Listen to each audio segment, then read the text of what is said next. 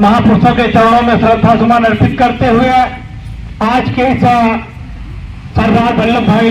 सरदार वल्लभ भाई पटेल के 149वें जयंती समारोह में शामिल हुए सम्मुख बैठे हुए तमाम क्रांतिकारी नौजवान साथियों का, पिता तुल्य बुजुर्गों का, माताओं बहनों का एवं छोटे छोटे बच्चों का बहुत बहुत साधुवाद धन्यवाद ज्ञापित करता हूं। एवं मंच पर बैठे हुए समाज के प्रबुद्ध लोगों का मैं आप सभी का भी हार्दिक स्वागत अभिनंदन करता हूं और इस किसान और मजदूर परिवार में जन्मे हुए लोगों का धन्यवाद देता हूं जिन लोगों ने अपने बेशकीमती समय को आज इस सरदार वल्लभ भाई पटेल की जयंती में देने का काम किया। निश्चित तौर पर साथियों, जैसा कि अभी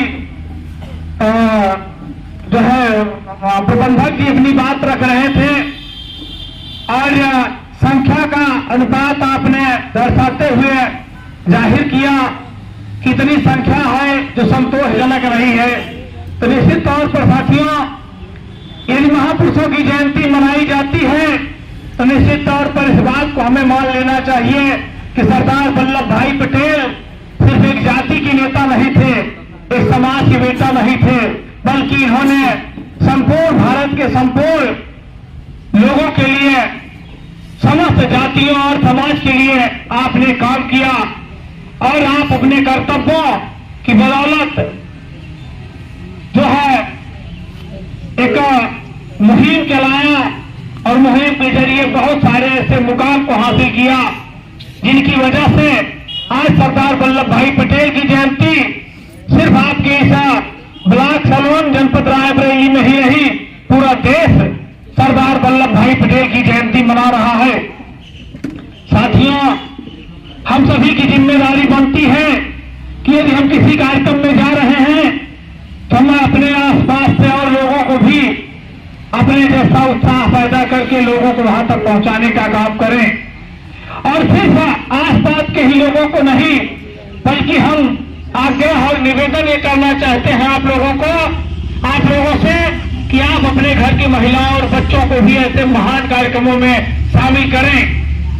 क्योंकि कई बार शिकायतें मिलती हैं कि हम तो बहुत जानते हैं, हम तो बहुत समझते हैं, लेकिन हमारे घर की महिलाएं नहीं समझती हैं, हमारे घर के बच्चे नहीं समझते हैं।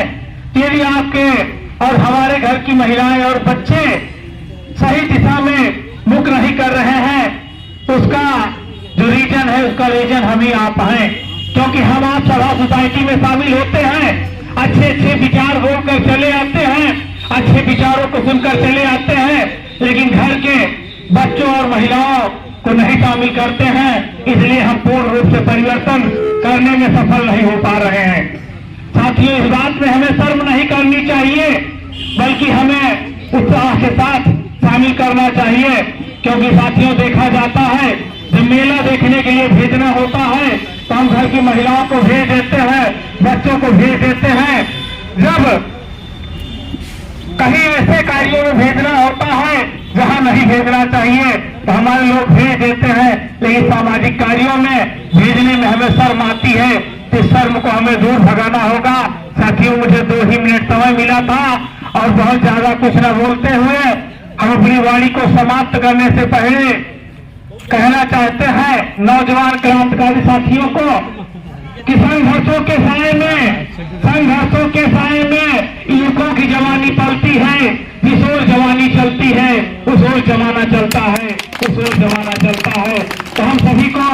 अब पुनः सरदार वल्लभ भाई पटेल आने वाले नहीं है, पुनः बाबा साहब अम्बेडकर आने वाले नहीं है, इसलिए साथियों उनके बताए हुए रास्ते पर चलकर हमें समाज को आगे बढ़ाने की जरूरत है। आप सभी लोगों ने हमारी बात को ध्यानपूर्वक सुना, उसके लिए आप सभी को बहुत बहुत साधुवाद, धन्यवाद। जय भीम, जय भारत, जय संविधान।